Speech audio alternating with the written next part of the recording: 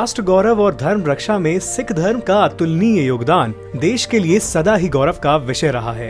मानव जाति की रक्षा व समाज में फैली कुरीतियों का विखंडन करने के लिए गुरु नानक साहिब द्वारा मध्यकाल में शुरू किया गया धर्म आज के समय में सिख धर्म के नाम से प्रसिद्ध है। लाहौर के तलवंडी नाम की जगह पर 20 अक्टूबर 1469 को हिंदू धर्म में जन्मे गुरु नानक जन्म से ही अन्य बच्चों से ज्यादा बुद्धिमान और परोपकारी थे। वह हर किसी को बराबर मानते और अपने से छोटे बड़ों का सम्मान करते थे। जब वह बड़े हुए तब उन्होंने अपने पास देखा हिंदू धर्म की बहुत सी कुरीतियां निरंतर बढ़ती चली जा रही थीं। उस समय लोगों को उनके वर्ग के अनुसार बांटा गया। निम्न वर्ग के व्यक्तियों को उच्च वर्ग के लोगों से दूर रखा जाता था, उनके साथ भेदभाव किया जाता था। महिलाओं की स्थिति भी दिन प्रतिदिन दयनीय होती जा रही थी। ये सभी कुरीतियों को देखकर गुरु नानक साहिब ने इनका विरोध करते हुए एक नए धर्म की स्थापना की, जहाँ न कोई छोटा न कोई बड़ा, हर कोई एक समान होगा और न ही कोई ऐसी कुरीतियां होंगी जिनसे किसी के मन को आहत पहुंचे।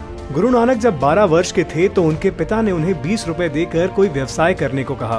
गुरु नानक वह पैसा लेकर शहर की ओर जाने लगे तो उन्हें रास्ते में बाबाओं का एक समूह मिला जो कि असहाय और भूखा था, जिन्हें देखकर नानक को अच्छा न लगा और उन्होंने पिता द्वारा दिए गए पैसों से उन सभी को भोजन करवाया, जिसके बाद सिख धर्म में लंगर करवाया जाने लगा। जब नानक अपने घर वापस लौटे तो उनके पिता ने उनसे पूछा कि तुमने 20 रुपए का क्या किया? तो उन्होंने अपने पिता से कहा कि मैं एक सच्चा सौदा करके आया हूँ।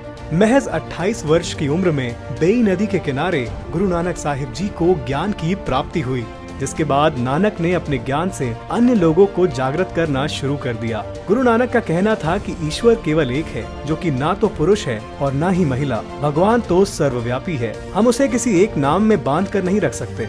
इसके बाद धीरे धीरे गुरु नानक जी ने सिख धर्म का प्रचार करते हुए लोगों को जागृत करना और लोगों का मार्गदर्शन करना शुरू किया। नानक जी ने अपने जीवन काल में पूरे भारत के साथ साथ विदेशों में भी अपने ज्ञान का प्रकाश बिखेरा। एक बार जब गुरु नानक मक्का मदीना में भ्रमण करने के लिए गए तो बहुत थके होने के कारण वह सो गए। सोते समय उनके पांव मस्जिद की तरफ थे। जब एक व्यक्ति ने ये देखा कि कोई व्यक्ति मस्जिद की तरफ पांव करके सो रहा है तो वह बहुत गुस्सा हुआ और गुरु नानक से गुस्से में बोला, आपको शर्म नहीं आई? आप अल्लाह की ओर पांव करके सोए हैं। तो गुरु नानक जी ने उस व्यक्ति से क्षमा मांगते हुए कहा कि मुझे माफ कर दीजिए, पर क्या आप मुझे बता सकते हैं कि अल्लाह किस तरफ नहीं है? मैं उस तरफ पांव करके सो जाता हूँ। गुरु नानक की ये बात सुनकर वह व्यक्ति शर्मिंदा हो गया और वहाँ से चला गया। गुरु नानक जी हिंदू मुस्लिम एकता के पक्षधर रहे। साथ ही उन्होंने धर्म के नाम पर चल रही कुरीतियां जैसे सती प्रथा, मूर्ति पूजा, जातिवाद, धार्मिक अनुष्ठान का भी जमकर विरोध किया। एक दिन गुरु नानक जी अपने शिष्यों के साथ एक गांव में गए।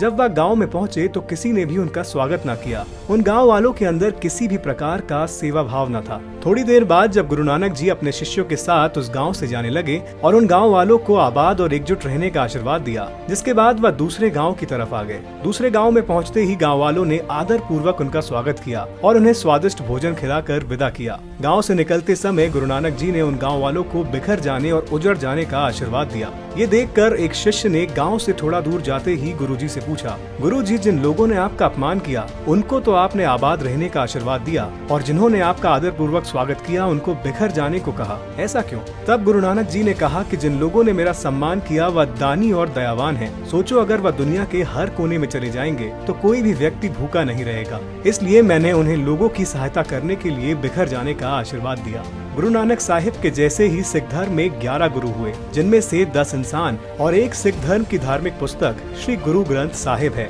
गुरु गोविंद सिंह, जो कि सिख धर्म के अंतिम गुरु थे, उन्होंने श्री गुरु ग्रंथ साहिब को गुरु मानने का आदेश दिया, जिसके बाद से आज तक सभी सिख अपनी धार्मिक पुस्तक को ही अपना गुरु मानते हैं।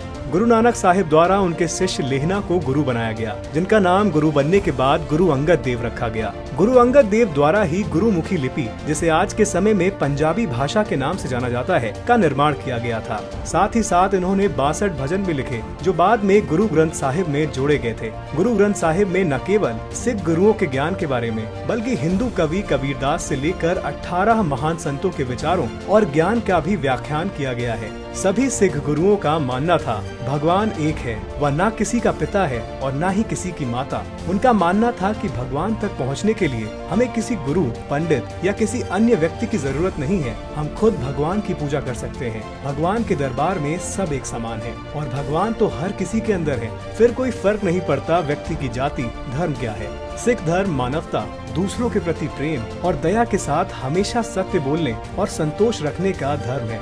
भारत समन्वय परिवार की ओर से सभी सिख गुरुओं के बलिदान को शत शत नमन। हमारा प्रयास है कि उनके द्वारा स्थापित त्याग, बलिदान व जीवन मूल्यों से आज की भावी पीढ़ी प्रेरणा प्राप्त करे।